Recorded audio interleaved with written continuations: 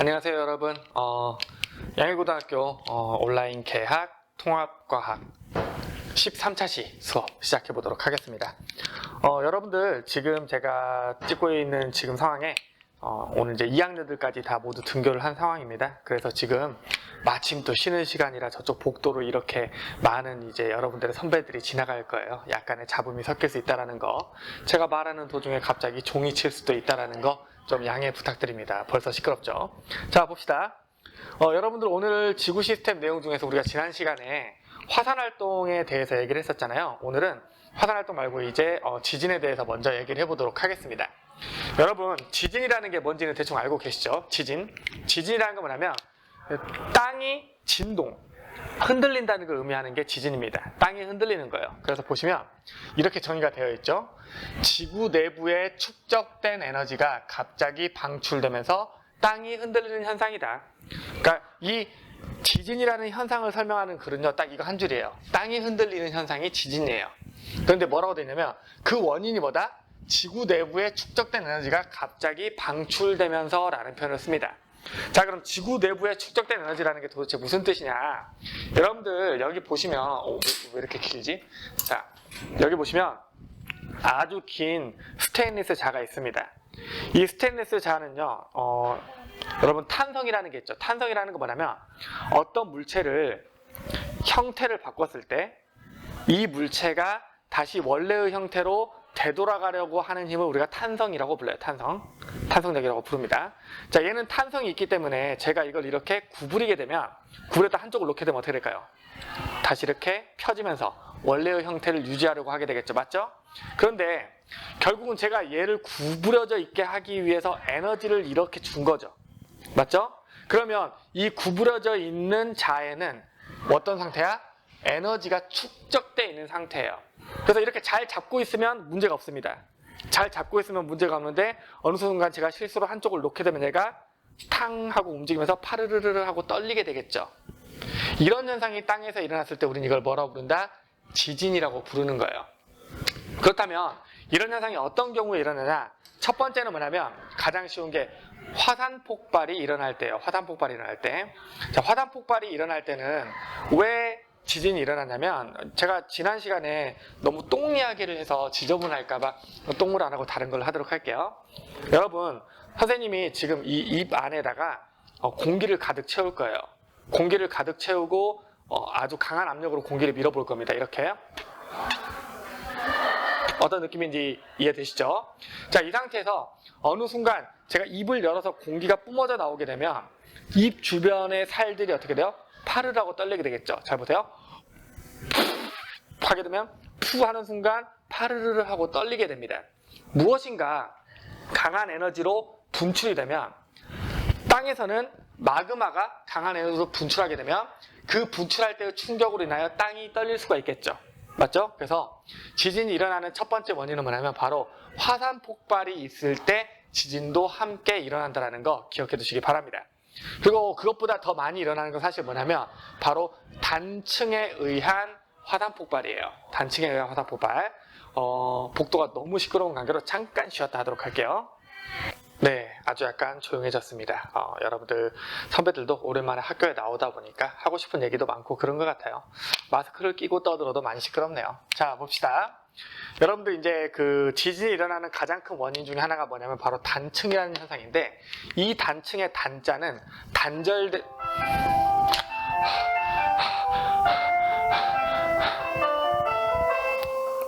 이렇게 종이 치는 게 또 온라인 수업의 묘미겠죠. 자, 봅시다.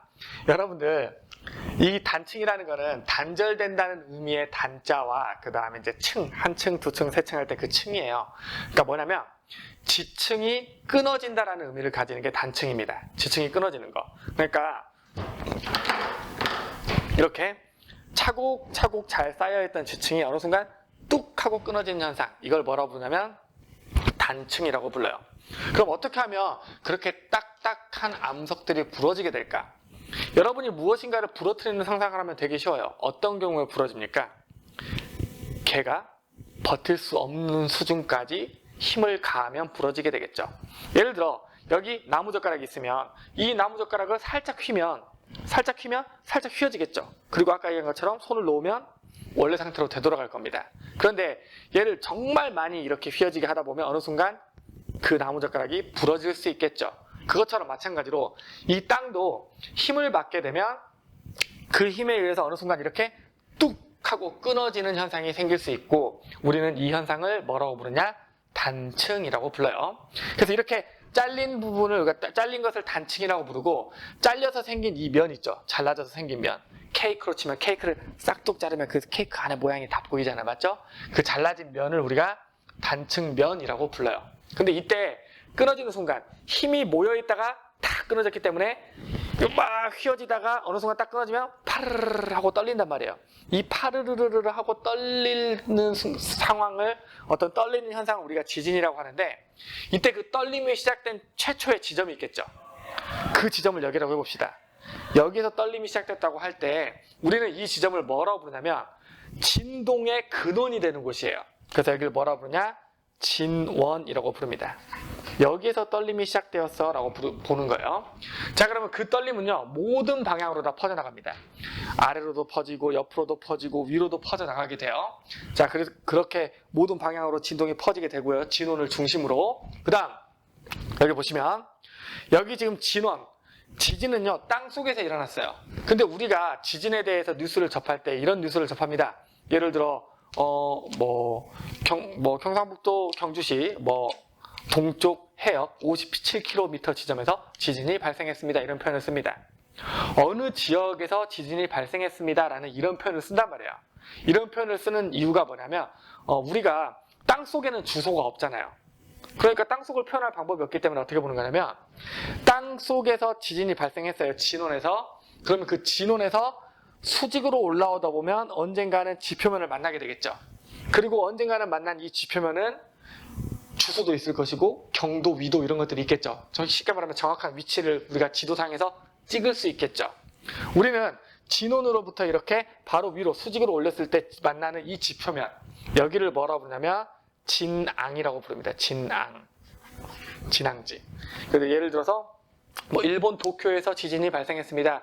도쿄에서 발생했습니다라는 얘기는 무슨 얘기냐면 바로 진앙이 도쿄에 있다, 이런 의미를 가지는 거예요. 무슨 말인지 알겠죠? 물론 그 진동은 도쿄가 아닌 다른 도시에서도 느낄 수가 있겠죠. 하지만 진원이 가까운 곳인 이 도쿄가 훨씬 더 많은 피해를 받게 되겠죠. 자, 어쨌든 진원과 진앙의 의미에 대해서 설명을 했고요. 그 다음에 제가 아까 뉴스에서 지진 뉴스 나올 때 어디에서 발생했습니다라는 표현을 쓴다 그랬잖아요. 그리고 또 거기에다 추가적으로 쓰는 게 뭐냐면 이런 표현을 쓰죠. 예를 들어 일본 큐슈 지방에서 리히터 규모 8.4 규모의 지진이 발생했습니다. 이런 표현을 쓴단 말이에요. 리히터 규모 8.4라는 표현을 써요. 그 규모라는 표현이 있는데, 규모라는 건 뭐냐면 그 지진이 일어나는 순간에 그 지진 과정에서 뿜어져 나오는 에너지가 있을 거예요. 막 이렇게 버티고 축적됐다가 어느 순간 뻥 하고 에너지가 뿜어져 나올 텐데, 그 나오는 에너지의 양이 얼마나 많냐를 표현하는 게 규모예요. 지진에 의해 방출된 에너지 양. 그러면 너무 상식적인 거지만 규모가 크면 클수록 피해가 클까요, 작을까요? 같은 지진이라면 당연히 규모가 클수록 피해가 클 겁니다. 같은 곳에서 일어난 지진이라면요. 규모가 클수록. 왜? 더 많은 에너지를 방출했다는 얘기는 조금 흔들리는 게 아니라 많이 흔들린다는 거거든요. 규모예요.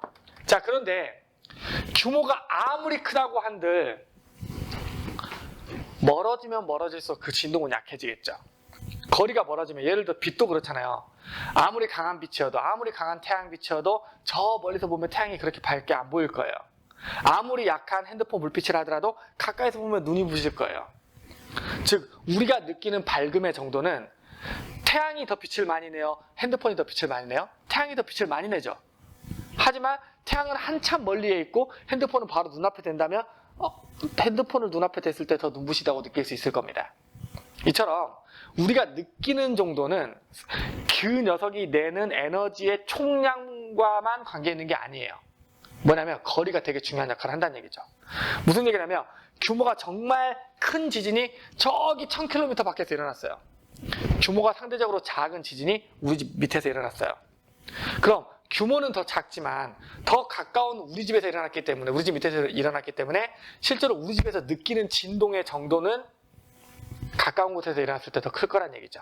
그래서 우리는 그 규모라는 표현만 가지고는 피해를 설명하기 어렵기 때문에 어떤 표현을 쓰냐면 진도라는 표현을 씁니다. 진도. 여기서 말하는 진도는 여러분들이 지진에 의해 진동이 생기고 그 진동에 의해서 생기는 피해 정도를 나타내는 것이다. 그래서 진도가 크면 클수록 많이 흔들리고 피해가 크구나 라고 이해하시면 되겠습니다. 그럼 너무 당연한 얘기지만 진원은 진원이 아니라 규모는 어떤 지진이 일어나게 되면 그 지진이 일어났을 때 발생한 에너지 양을 표현한 거기 때문에 어느 지역에서 그 값을 계산해도 비슷하게 나올 거예요.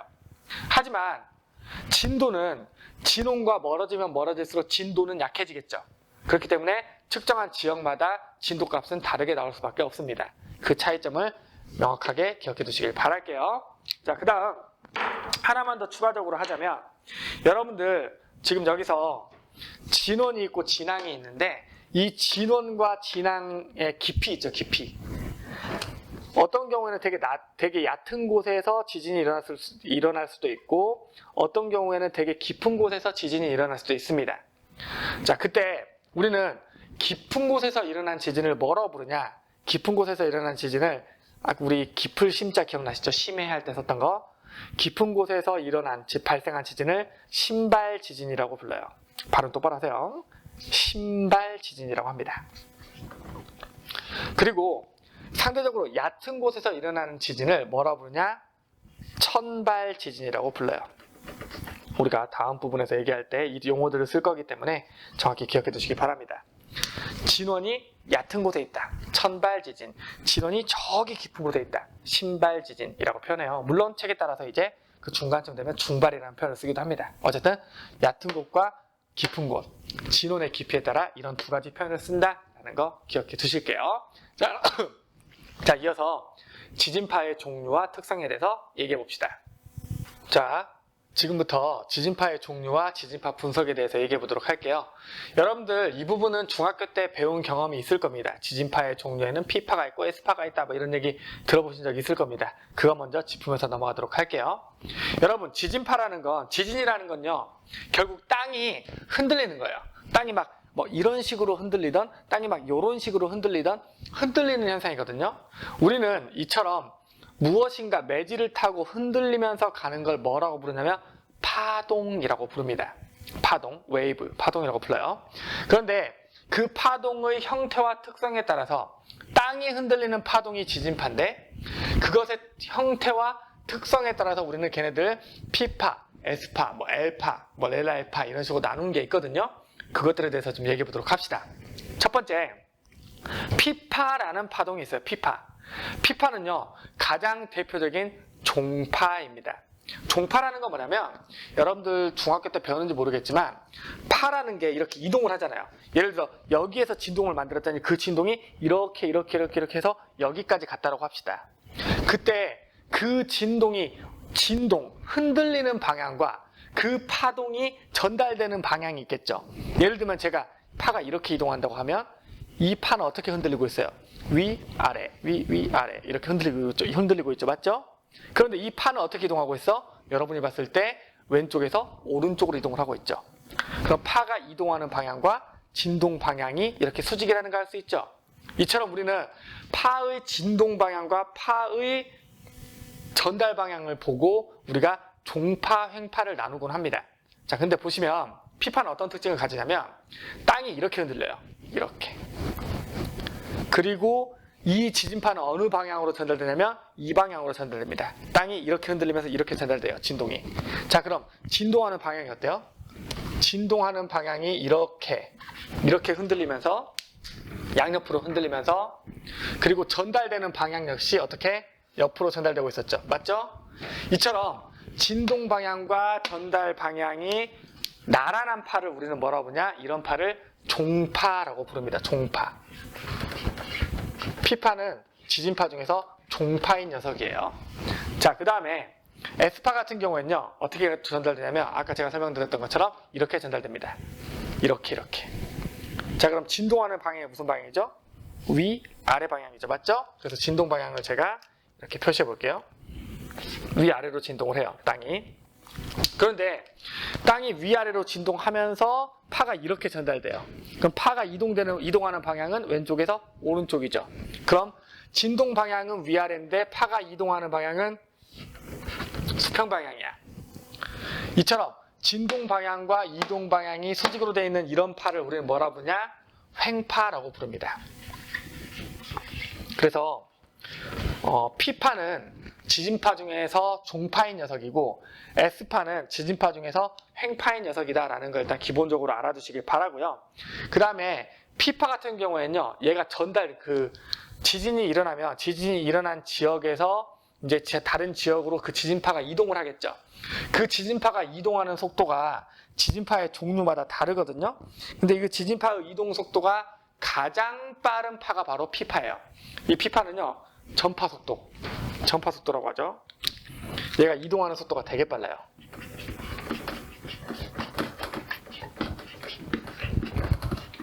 자료마다 조금씩 다르긴 하지만 고등학교 1학년 책 기준으로는 7에서 8km/s라고 표현합니다. 7에서 8km/s. 무슨 얘기냐? 1초에 7 내지 8km를 간다는 얘기예요. 그럼 여기서 서울까지 한 50km라고 하면 서울 밑에서 지진이 발생했을 때 우리한테까지 지진이 오는데 걸리는 시간이 대략 한 7, 8초 정도 걸릴 거란 얘기입니다. 그 정도 속도로 이동하는 게 이 P파고요. 그 다음에 S파라는 게 있어요. 이 S파라는 건 뭐냐면 다시 얘기하지만 흔들리는 방향과 진행 방향이 수직인 횡파예요. 근데 얘는요, 전파 속도가 P파에 비해 상대적으로 느립니다. 늦게 도착해요. 대략 속도가 얼마라고 얘기를 하냐면 3에서 4km/s라고 얘기를 합니다. 그러니까 아까 서울에서 지진이 발생했을 때 P파는 7, 8초면 도착한다 그랬죠. 근데 이 S파 같은 경우에는 12초, 13초가 있어야 우리한테 도달하게 돼요. 시간의 차이가 분명히 생긴다는 거죠. 이걸 우리는 S파라고 부르고요. 그 다음에 이 L파는 뭐라 표현하기 좀 그런데 표면파라고 해서 어떤 식으로 전달되냐면 얘도 횡파긴 횡파인데 이런 식으로 잠시만요. 누군가가 여기 와가지고 뭔가를 비추고 있어서 잘 쳐다보고 있습니다. 횡파는 어떤 식이냐면 이런 식으로, L파는 이런 종류가 아니라 이런 식으로 마치 뱀이 기어가듯이 이런 식으로 흔들리는 파가 L파예요. L파. 그래서 이 L파 같은 경우에는 이제 아까 얘기한 것처럼 지표면을 통해서 전달되기 때문에 표면파라고 표현하기도 하고요. 표면파. 사실 얘는 시험에 안 나올 거예요. 고1 때는. 그 다음에 얘는 진폭, 흔들리는 정도가 S파보다 더 커요. 진폭이 엄청 큽니다. 많이 흔들려요. 많이 흔들리니까 피해도 크겠죠. 엄청 많이 흔들리고 엄청 피해가 큽니다. 근데 정말 다행스러운 게 얘 엄청 느려요. 그래서 약 1에서 2km/s의 빠르기를 가집니다. 그러니까 우리는 P파가 먼저 우리에게 도달하고 그 다음에 S파가 도달하고 그 다음에 L파가 도달하는데 점점 센 놈이 오는 거예요. 점점 센 놈이. 그러니까 P파가 도달해서 예를 들어 지진에 대한 어떤 안내를 받게 되면 S파가 도달하기 전에, L파가 도달하기 전에 최대한 빨리 탈출을 하는 게 좋죠. 물론 진동이 어느 정도 멈춘 후에 그렇게 하는 게 좋습니다. 자, 지진파의 종류 P파, S파, L파 설명을 드렸고요. 그런데 여러분, 이 P파와 S파와 L파가 왜 P파, S파, L파라는 이름을 가지고 있냐라는 걸 설명드리자면 아까 얘기했다시피 가장 빠르기 때문에 가장 먼저 도착하는 게 누굽니까? P파죠. 가장 먼저 도착하기 때문에 첫 번째야 최고로 빨리 도달해 라고 하는 영어 단어 프라이머리의 약자를 따서 P파가 됩니다. 그 다음에 P파 다음으로 두 번째로 도달하는 게 누구예요? 그 다음으로 빠른 녀석이 S파죠. 그래서 얘는 두 번째로 도달해 세컨더리의 앞글자를 딴 S파예요. 무슨 말인지 알겠죠? 그 다음에 이제 L파 같은 경우에는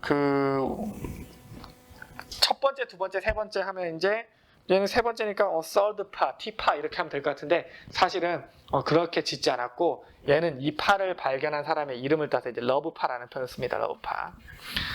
굳이 알 필요는 없고요. 우리가 1학년 과정에서는 P파와 S파 정도만 알아두시면 되겠네요. 자, 이제 지진파의 종류와 특징에 대해서 얘기했기 때문에 이 지진파를 분석하는 방법에 대해서 얘기를 해볼게요. 여러분, 지진계라는 기계가 있어요. 지진계. 그 지진계라는 녀석은요, 어떤 특징을 가지냐면 땅이 흔들리는 정도를 이렇게 그래프로 표현해 줄 수 있는 기계를 지진계라고 불러요. 원리는 되게 간단합니다. 뭐냐면 여기 만약에 어떤 종이가 있어요. 어떤 종이가 있고 여기 이렇게 펜이 꽂혀 있다고 합시다. 근데 이 상태에서 가만히 있으면 상관없는데 이 펜은 공중에 떠 있는 상태고요. 그 다음에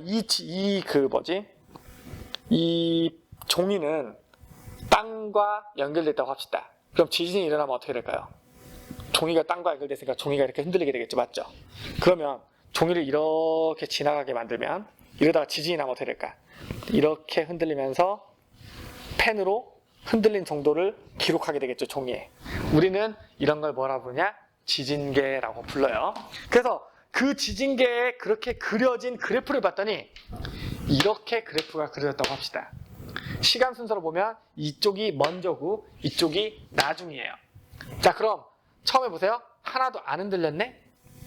그러다가 언제부터 흔들리기 시작해요? 이때부터 흔들리기 시작했죠. 이때부터 갑자기 흔들리죠. 맞죠? 그럼 이때 가장 먼저 오는 파가 도착했을 거란 얘기예요. 바로 이 시점에서 가장 먼저 오는 파, 프라이머리하게 아주 빨리 오는 파, 무슨 파였어요? P파였죠. 자, 그 다음에 두 번째로 조금 더 강한 파가 여기 오게 됩니다. 바로 이 두 번째로 좀 더 강한 파가 이렇게 오는 이 시점, 무슨 파가 도달한 거예요? S파가 도달을 하게 된 거죠. 여기는 P파가 도착한 시점이고 여기는 S파가 도착한 시점이에요. 그 다음에 더 크게 흔들리는, 아까 얘기했죠. 진폭이 매우 크다 그랬죠. 진폭이 더 크게 흔들리는 녀석이 한 번 더 옵니다. 얘는 무슨 파가 도착한 거예요? 그렇죠. L파가 도착한 겁니다. 자, L파는 크게 신경 쓸 필요는 없습니다. 이런 식으로 이걸 보고 지진계에 기록된 자료를 보고 지진이 어떻게 일어나는지를 분석하게 되는데 그 중에서 가장 중요한 게 뭐냐면 아까 제가 지진에 대한 뉴스가 나올 때 어디로부터 몇 킬로미터 떨어진 지점에서 규모 몇 점 몇에 지진이 일어났습니다. 이런 표현을 쓴다 그랬죠. 어디에서 일어나는지가 되게 중요해요. 지진은. 왜냐하면 어디에서 일어나느냐, 얼마나 멀리서 일어나느냐를 통해 우리가 피해 정도를 가늠할 수가 있거든요. 예상할 수가 있고요. 자, 그럼 볼게요. 얼마나 멀리서 일어나는지를 어떻게 하냐면 이걸 이용합니다. 여러분, 여기 지금 P파가 도달한 시간이 있죠. 여기를 T1이라고 해볼게요. 여기 지금 S파가 도달한 시간이 있죠. 여기를 T2라고 해볼게요. 그럼 이 T2에서 T1을 빼면 S파와 P파가 도달하는데 걸린 시간의 차이값이 나오죠. 이처럼 S파가 도착한 시간과 P파가 도착한 시간의 이 차이값을 우리는 뭐라고 부르냐면 PSC라고 부릅니다. PSC라고 불러요. 자, 생각해 봅시다. 만약에 바로 옆에서 지진이 일어났어요. 그럼 P파와 S파 둘 다 저한테 거의 동시에 오겠죠. 왜? P파와 S파는 지들이 아무리 늘어도 최소 1초에 3, 4km 이상을 가거든요. 바로 옆에서 일어나면 당연히 P파, S파 모두 저에게 빨리 도착할 거예요. 즉 P파와 S파가 도달하는 데 걸린 시간의 차이인 PSC가 거의 없죠. 맞죠? 그런데 이번에는 상대적으로 가까운 곳, 예를 들어 8km 떨어진 곳에서, 아니 80km 떨어진 곳에서 지진이 났다고 합시다. 자, 예를 들어 봅시다. 80km 지점에서 지진이 발생하게 되면 P파는 1초에 8km를 가기 때문에 저한테 도달하는데 10초가 걸릴 거예요. 근데 1초에 4km를 가는 S파는 80km를 저한테 오기 위해서는 20초 동안 와야 되겠죠. 그럼 이때 P파가 도달하는 데 걸린 시간과 S파가 도달하는 데 걸리는 시간의 차이값인 PSC가 얼마가 나오게 됩니까? 10초가 나오게 됩니다. 근데 이번에 아주 먼 800km 지점에서 지진이 발생했다고 합시다. 그럼 거기에서 P파가 1초에 8km씩 저한테 오려면 P파가 저한테 오는데 걸리는 시간이 100초 걸리겠죠. 그런데 S파 같은 경우에는 1초에 4km씩 저에게 오니까 저에게 오는데 걸리는 시간이 200초 걸리겠죠. 그러면 P파와 S파가 도달하는데 걸리는 시간 차이인 PSC는 몇 초가 나오게 돼요? 100초가 나오게 돼요. 그럼 여기 보시면 대충 감이 오시겠지만 PSC가 10배 커지니까 지진이 발생한 곳까지의 거리도 몇 배가 커요? 10배가 크죠. 그렇죠? 그러니까 한마디로 얘기하면 뭐다? PSC가 클수록 진원까지의 거리가 멀다. 이게 포인트입니다. PSC가 클수록 P파와 S파가 도달하는데 걸리는 시간의 차이가 크면 클수록 어떻다? 진원까지의 거리가 멀다. 멀리서 일어난 지진이다. 여기까지 기억해 두시면 될 것 같습니다. 그래서 방금 전에 이제 지진파의 종류와 그 지진파를 어떻게 분석하는지에 대해서 얘기를 했고요. 이어서 이제 화산대와 지진대, 지각변동에 대해서 해보도록 할게요. 지금부터 화산대와 지진대를 얘기해 볼 텐데요. 화산대라는 게 뭔지부터 설명을 해보겠습니다. 자, 여기 그림 보시면 일단 편집할 때는 제가 좀 예쁜 그림을 넣어 줄 거예요. 여기 봅시다. 여기 보시면 제가 그려놓은 이거 뭐처럼 보이세요? 누가 봐도 세계 지도죠. 그렇죠? 완벽하죠. 북아메리카, 남아메리카, 유라시아 대륙, 인도, 아프리카, 이렇게 오세아니아 다 있죠. 그렇죠? 자, 세계 지도상에서 봤을 때 여러분 이거 알고 있을 겁니다. 여러분, 우리나라는 지진과 화산 활동이 활발한 편이에요? 활발하지 않은 편이에요? 활발하지 않은 편이죠. 하지만 상대적으로 우리 바로 옆 나라인 일본 같은 경우에는 화산 활동도 활발하고 지진도 되게 활발합니다. 이처럼 이 지진과 화산이라는 것은 사실상 결국 날만한 곳에서 나요. 날 곳에 납니다. 날 곳에 나지 안 날 곳에 잘 나진 않아요, 솔직히. 지진과 화산 활동이 자주 일어나는 곳은 정해져 있거든요. 그래서 우리가 세계지도상에다 이렇게 해보는 거예요. 예를 들면 우리나라가 한 여기쯤 있는데, 여기 좀 그려볼게요. 우리나라 이렇게 있는데, 여기 우리나라 옆에 이제 4개의 섬으로 이루어진 나라가 이렇게 있잖아요. 자, 보시면 이 지역에서 화산 활동이 많이 일어나죠. 그럼 화산 활동이 많이 일어나는 지역에 점을 찍어요. 빨간 점, 빨간 점. 여기 화산 터져서, 화산 터져서, 화산 터졌어. 또 터졌대, 또 터졌대, 또 터졌대 하면서 이렇게 빨간 점을 찍어요. 이렇게 화산 활동이 많이 일어나는 곳을 이렇게 표시를 한, 빨간 점으로 표시한, 우리는 이런 걸 뭐라고 부르냐? 화산대라고 부릅니다. 화산대. 그리고 마찬가지로 지진이 많이 일어나는 지역, 지진이 발생한 빈도와 세기를 이용해서 지진이 많이 일어나는 지역을 또 점으로 이렇게 막 찍을 수 있어요. 지진이 많이 일어난 지역을 이렇게 점으로 찍어서 표현한 걸 우리는 뭐라고 부르냐? 지진대라고 불러요. 지진대라고 부릅니다.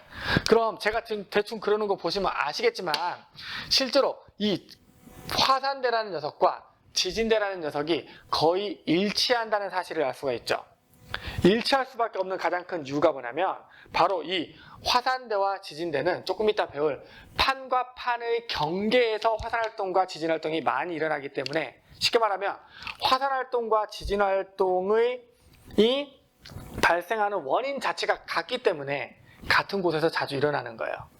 어쨌든 이런 식으로 화산 활동이 많이 일어나는 곳과 지진 활동이 많이 일어나는 곳을 표시한 걸 뭐라고 부른다?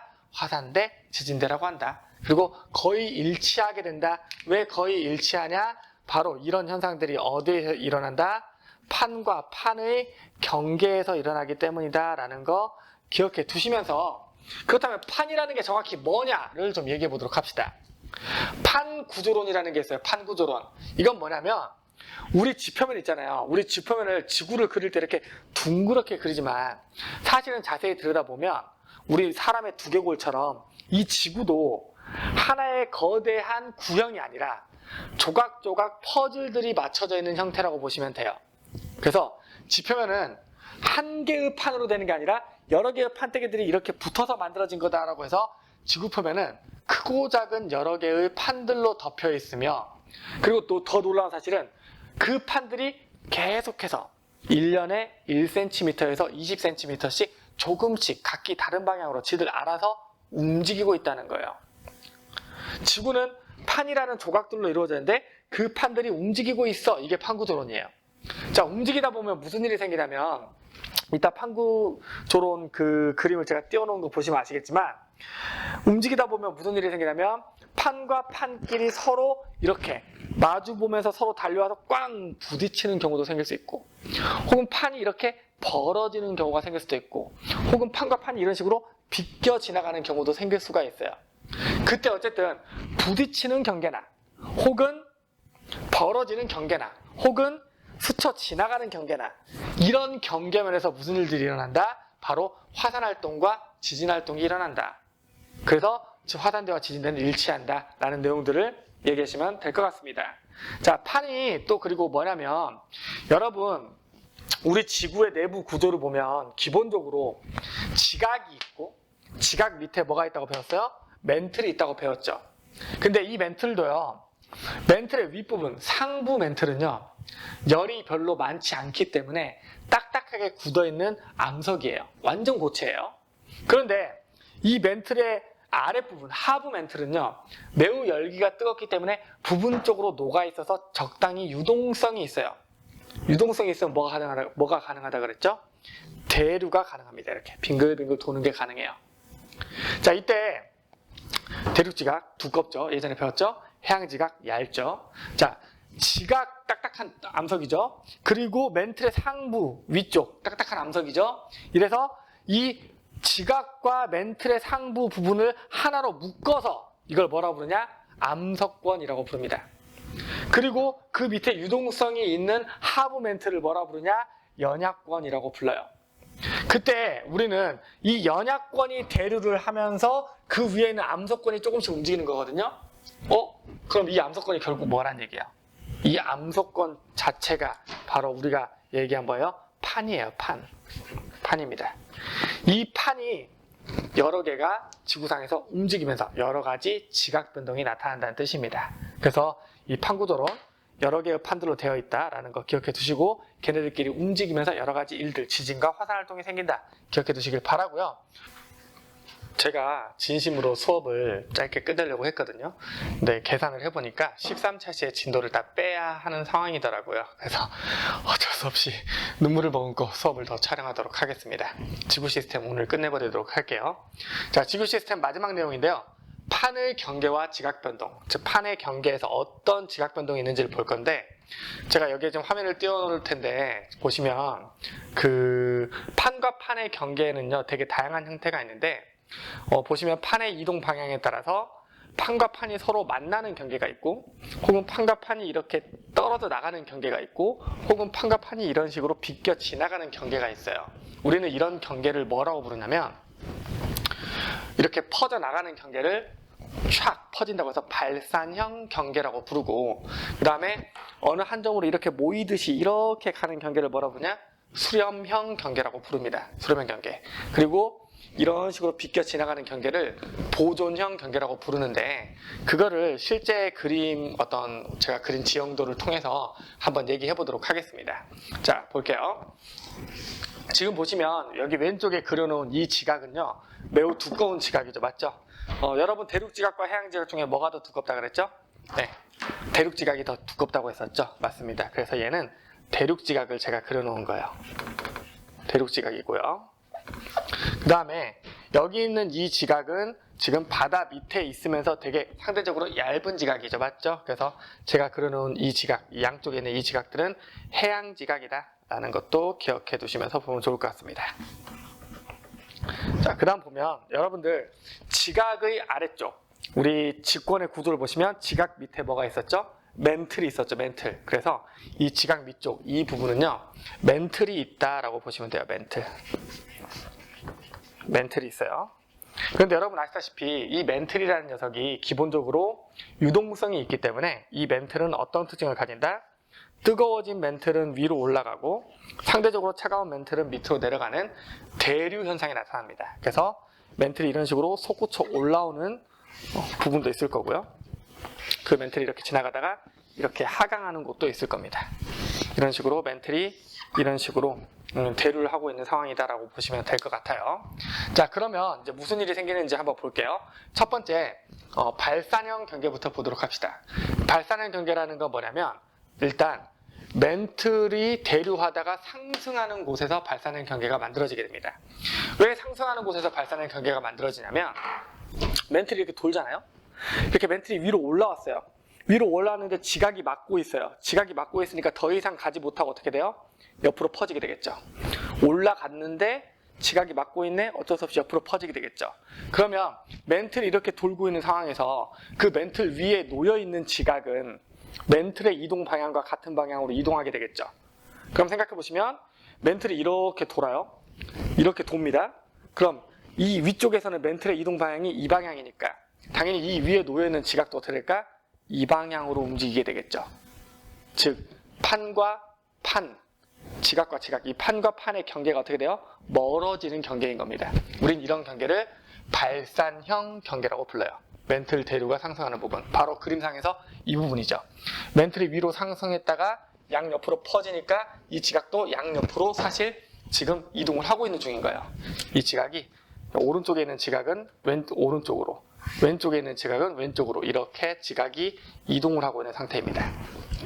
그래서 우리는 이 경계를 발산형 경계라고 부르고, 특히 이제 이 발산형 경계가 보시는 것처럼 바다 밑에 발산형 경계가 있는 경우가 있고 육지에 발산형 경계가 있는 경우가 있는데, 여기 있는 그림은 지금 바다 밑에 있는 거예요. 자, 한번 상상해 봅시다. 지금 보시면 이렇게 판이 있는데 멘틀이 밑에서 위로 쳐버리는 거죠. 멘틀이 밑에서 위로 치니까 그 판이 어떻게 될까? 이렇게 있던 애가 이런 식으로 밑에서 위로 치니까 판이 이런 식으로 올라가게 되겠죠. 맞죠? 이런 식으로 올라가죠. 이런 식으로 올라간 상태에서 멘틀이 이렇게 돌아서 가니까 이런 식으로 올라간 상태에서 이렇게 쪼개진 형상이 생기는 겁니다. 자, 그럼 보세요.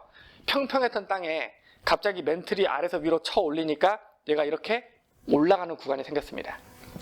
근데 멘틀이 점으로 대류하는 게 아니라 멘틀 덩어리가 이렇게 대류한단 말이에요. 이렇게. 그러면 여기서부터 여기까지 땅이 다 움프고, 이렇게 움푹이 아니라 볼록하고 올라오게 되겠죠. 그래서 이런 식으로 바다 밑에 마치 고갯길이 있는 것처럼 이런 식으로 언덕길 같은 게 생기는 거예요. 언덕이 생기는 겁니다. 그래서 우리는 이 바다에 있는 언덕이라고 해서 얘를 뭐라고 부르냐면, 얘를 바다 해자에다가, 여러분 우리가 동해바다 놀러 가려면 차로 지나가야 하는 언덕이 있죠. 대관령, 추풍령, 한계령, 이런 령들이 있죠. 맞죠?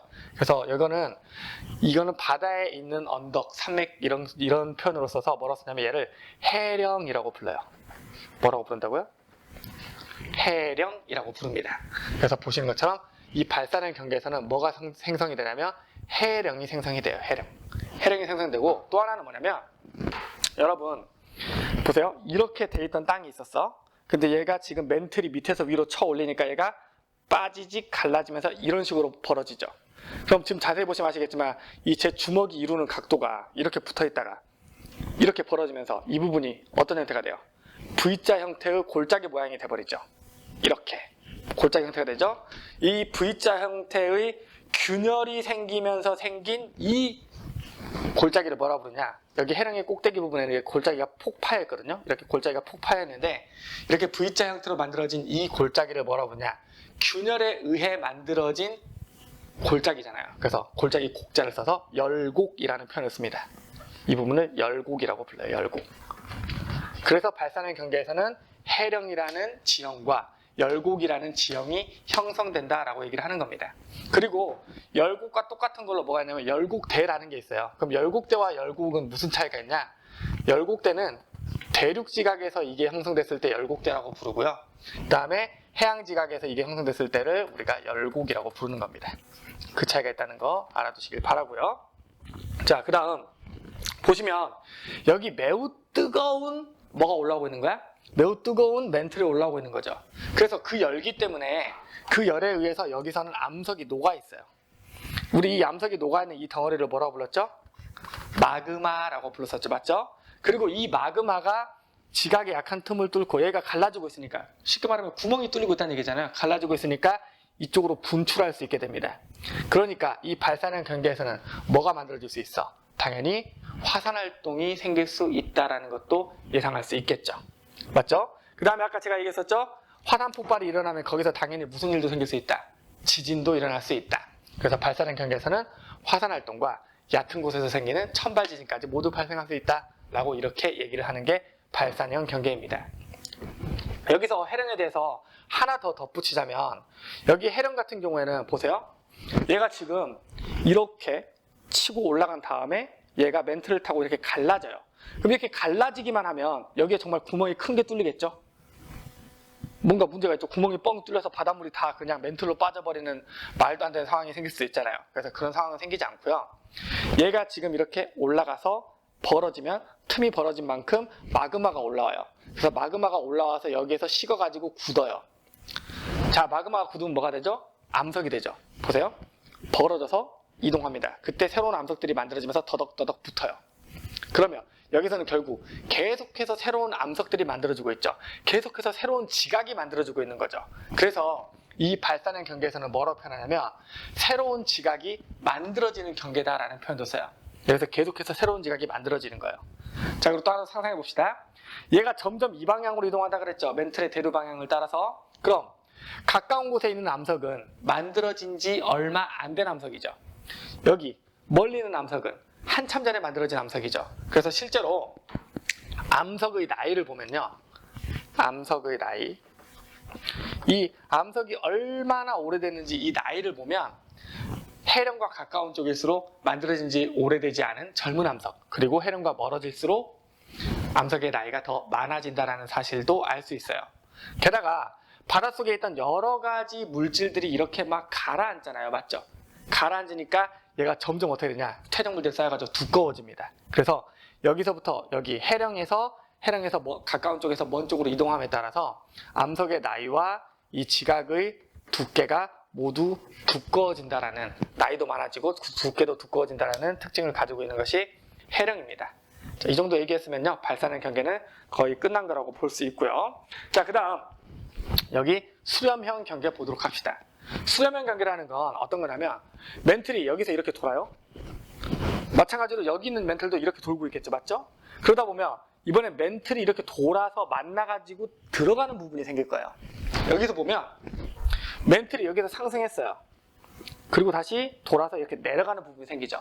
이렇게 멘틀이 하강하는 부분은 사실상 이쪽을 제가 그리진 않았지만 이쪽에서는 멘틀이 이렇게 오고 있는 거예요. 그래서 멘틀이 이렇게 만나서 하강하는 바로 이 지점에서는 결국 이 멘틀을 타고 온 대륙지각과 이 멘틀을 타고 온 해양지각이 서로 만나서 부딪힐 수밖에 없는 구조죠.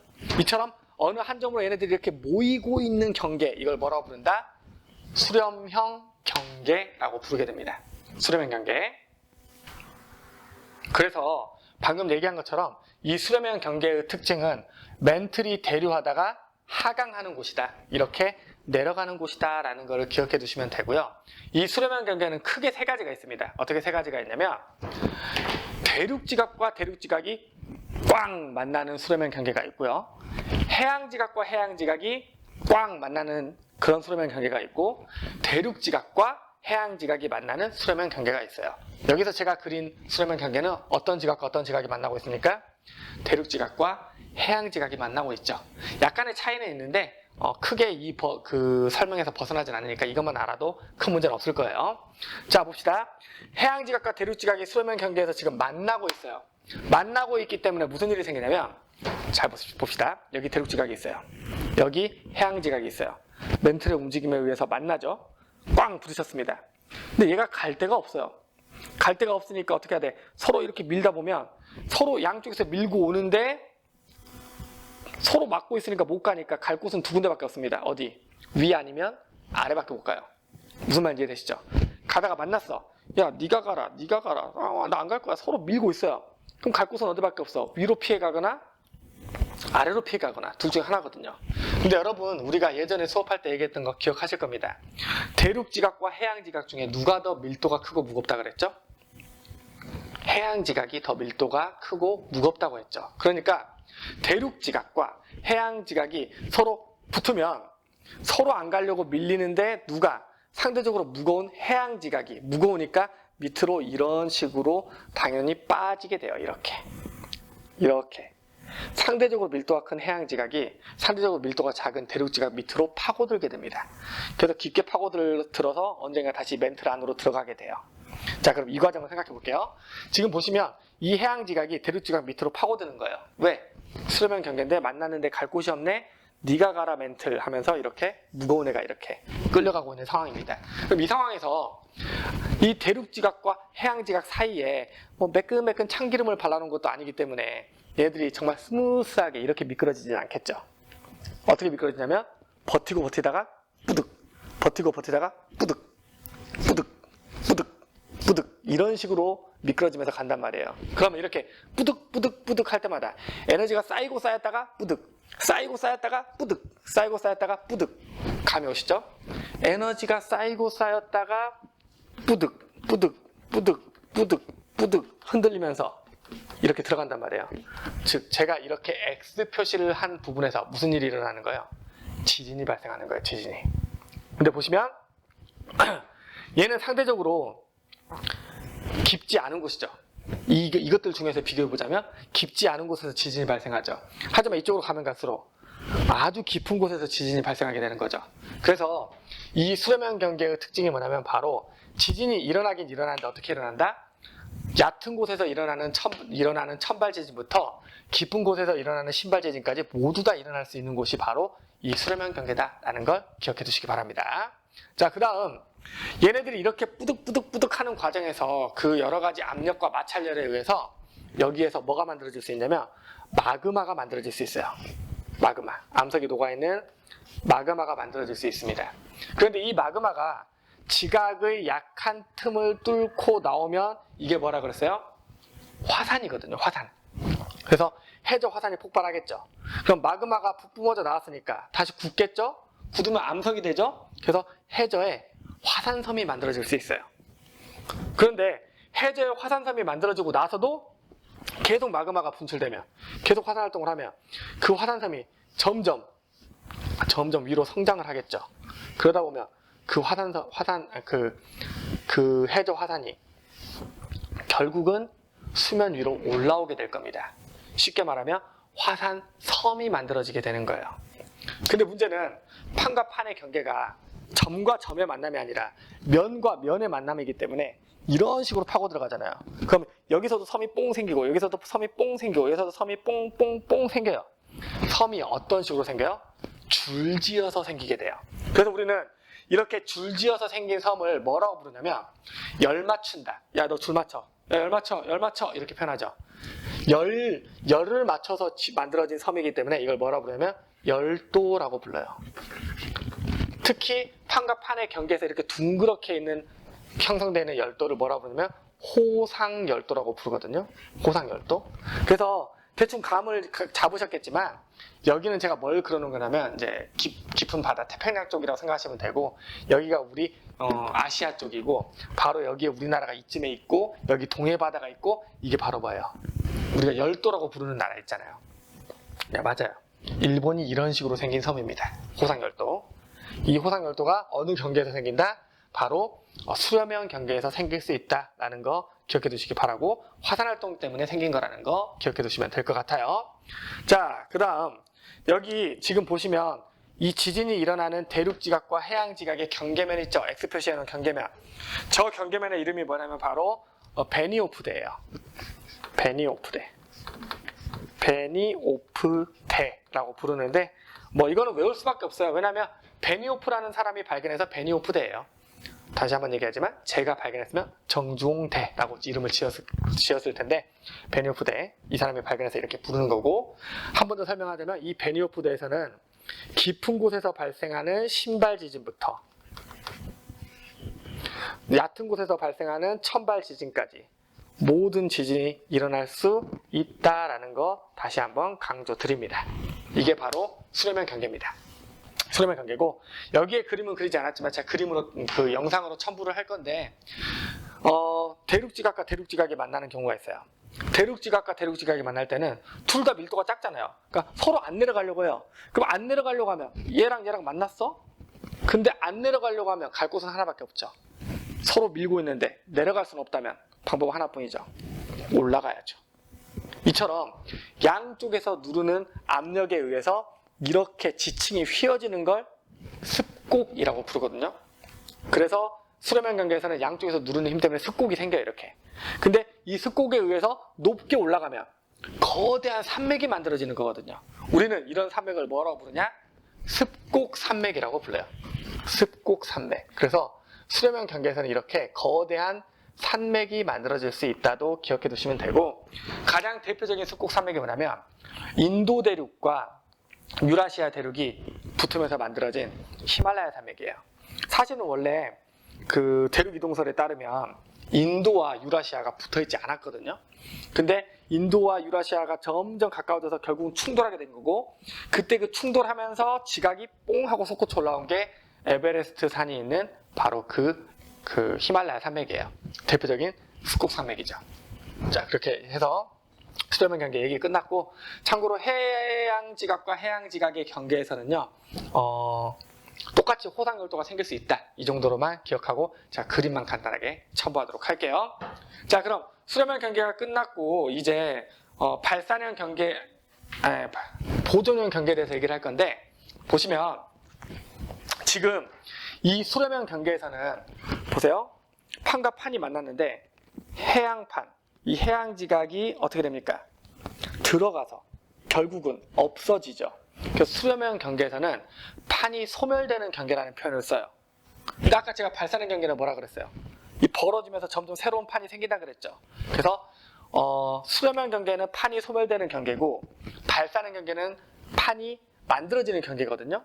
그런데 이렇게 부딪히는 것도 아니고 갈라지는 것도 아니고 단지 이렇게 비껴 지나가기만 한다면, 판이 새로 생기는 것도 아니고 판이 없어지는 것도 아니죠. 그래서 판이 그대로 보존되기 때문에 이렇게 엇갈려서 지나가는 이런 경계를 그냥 뭐라 부르냐?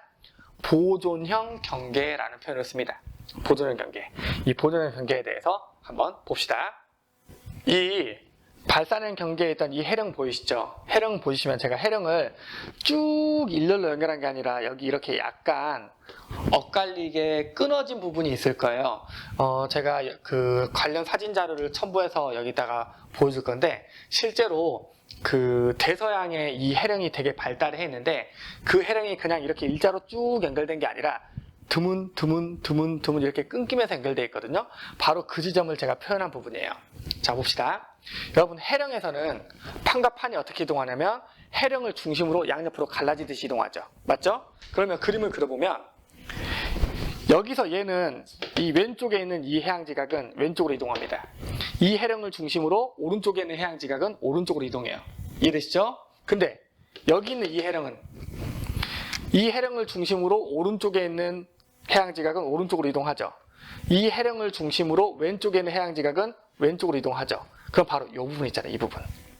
바로 이 부분은 하나는 이쪽으로 이동하고 하나는 이쪽으로 이동하는 상황인 거죠.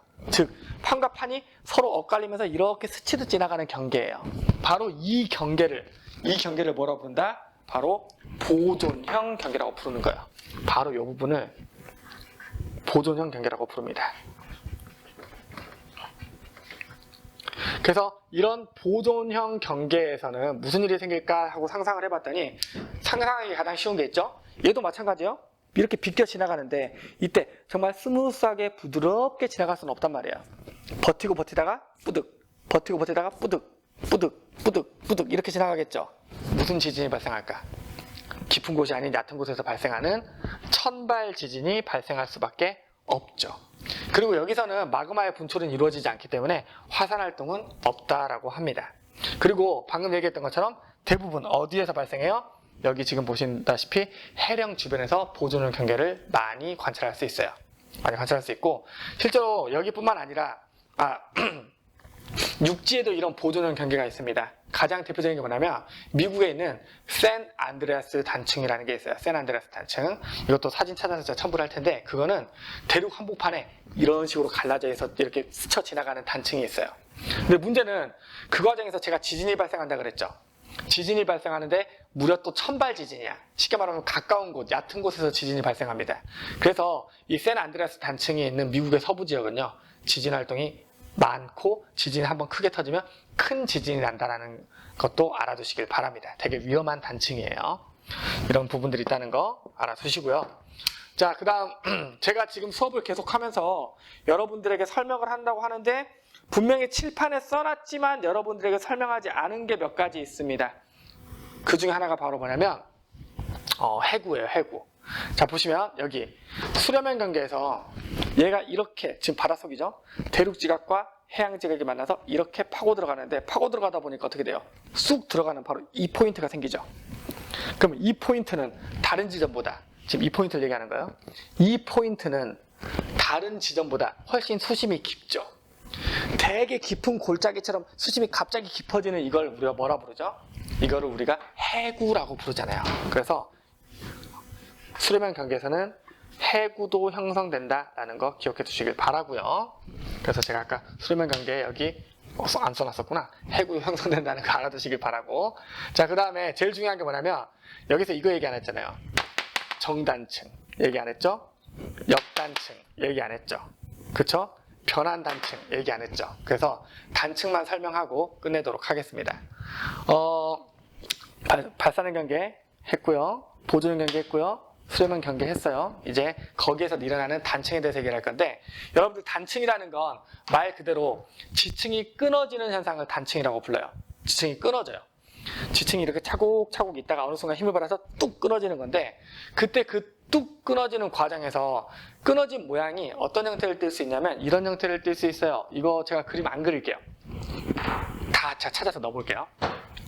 어떤 형태가 될 수 있냐면 약간 지금 이 그림처럼 이런 형태의 단층이 있을 수 있고, 혹은 이 그림처럼 이런 형태의 단층이 있을 수가 있고, 아니면 또 이런 형태의 단층이 있을 수가 있습니다. 이때 이 단층이 어떻게 생기는 거냐면 이렇게 비껴있는 면이 있죠. 이걸 단층면이라고 불렀잖아요. 단층면. 생각해 봅시다. 그리긴 그려야 되나? 자, 지층이 이렇게 있었어요. 이렇게 지층이 있었다고 합시다. 이렇게 지층이 있었어요. 그런데 얘가 어느 순간 힘을 받아서 뚝 끊어졌다고 합시다. 뚝 끊어졌어요. 근데 뚝 끊어진 후의 결과가 이런 식으로 타고 올라가는 단층이 만들어질 수도 있고, 혹은 이런 식으로 밑으로 처지는 단층이 만들어질 수 있죠. 맞죠? 상식적으로 생각해 보시면 이런 식으로 뚝 끊어진 모양인 애를 내가 양쪽에서 밀면, 양쪽에서 이렇게 밀면, 이렇게 양쪽에서 미는 힘을 뭐라고 부르냐면 횡압력이라고 부르거든요. 수렴형 경계에서 이렇게 미는 힘을 횡압력이라고 해요. 이렇게 양쪽으로 밀게 되면 버티고 버티다가 얘가 타고 올라가겠죠. 즉 어떤 모양이 만들어지게 될까? 이런 모양이 만들어지게 되겠죠. 이런 단층을 우리가 뭐라고 부르냐면 역단층이라고 불러요. 역단층. 근데 이 역단층은 어떤 힘을 받았을 때 역단층이 만들어져? 양쪽에서 미는 힘, 즉 횡압력을 받았을 때, 양쪽에서 이렇게 미는 힘을 받았을 때 역단층이 만들어집니다. 근데 만약에 양쪽에서 당기는 힘이 작용한다면 이런 식으로 단층이 있는 상태에서 양쪽에서 당기는 힘이 작용한다면 이렇게 스르르르 타고 내려오게 되겠죠. 맞죠? 그래서 양쪽에서 당기는 힘을 우리가 뭐라 부르냐면 장력이라고 부르는데, 이렇게 당기는 힘을 장력이라고 부르는데, 그렇게 되면 얘가 스르르 타고 내려오는 현상이 생기게 돼요. 그래서 이렇게 만들어진 단층을 뭐라 부르냐? 정단층이라고 부릅니다. 정단층이라고 불러요. 그리고 마지막으로 아까 얘기했던 것처럼 이런 식으로 서로 다른 방향으로 비껴가는 이런 단층을 뭐라 부르냐면 변환단층이라고 부릅니다. 변환단층이라고 불러요. 자, 그래서 여기 보시면 정단층, 역단층, 변환단층 얘기했는데, 이 정단층과 역단층을 구분하는 방법이 있어요. 단층면을 기준으로. 자, 여기 지금 이 면이 단층면이죠. 이 잘려진 이 면이 단층면이거든요. 근데 이 단층면에 제가 일종의 기준선을 이렇게 수직으로 그어볼게요. 이 빨간색 기준선을 그어볼게요. 빨간색 기준선을 단층면에 그어보겠습니다. 그럼 보시면 이 단층면을 기준으로 위에 있는 판은 이거죠. 그래서 이걸 뭐라 부르냐? 상반이라고 부릅니다. 상반. 여기는 이 단층면을 기준으로 아래에 있죠. 하반이라고 불러요. 여기서도 마찬가지로 얘가 지금 아래로 쳐졌다고 해서 얘가 아래에 있는 게 아닙니다. 여기 이 면을 기준으로 위에 봤을 때 걸치는 애는 얘죠. 그래서 얘를 상반이라고 부르고, 이 면을 기준으로 아래 걸치는 게 얘죠. 오른쪽에 있는 애죠. 그래서 얘를 하반이라고 불러요. 그래서 횡압력을 받아서 상반이 위로 올라간 걸 역단층이라고 하고, 반대로 장력으로 당겨져서 상반이 내려간 단층을 정단층이라고 한다. 이것까지 기억해 두시고, 중요한 건 횡압력을 받아서 만들어졌냐 장력을 받아서 만들어졌냐예요. 수렴형 경계는 미는 거니까 당연히 횡압력을 받아서 만들어지는 역단층이 우세하게 발생할 수밖에 없고, 그리고 발산형 경계에서는 당겨지는 거기 때문에 장력을 받아서 정단층이 우세하게 만들어질 수밖에 없다라는 게 포인트입니다. 네, 여기까지 진행하도록 하고요. 제가 수업 시간 너무 늘리지 않게 하기 위해서 좀 말을 좀 빨리 했는데 여러분들 만약에 질문사항 있으면 우리 이제 곧 등교 계약 하잖아요. 그때 수업 시간에 많은 질문해 주시길 부탁드리겠습니다. 오늘 수업은 여기까지 마치도록 할게요. 여러분 이제 온라인상에서 등교 계약 6월 8일 날 하죠. 6월 8일까지는 제가 온라인상에서 더 이상 진도는 나가지 않고 퀴즈나 이런 간단한 수업을 준비하도록 하겠습니다. 나머지 진도 그리고 질문은 여러분 오프라인에서 뵙도록 할게요. 수고 많으셨습니다. 감사합니다.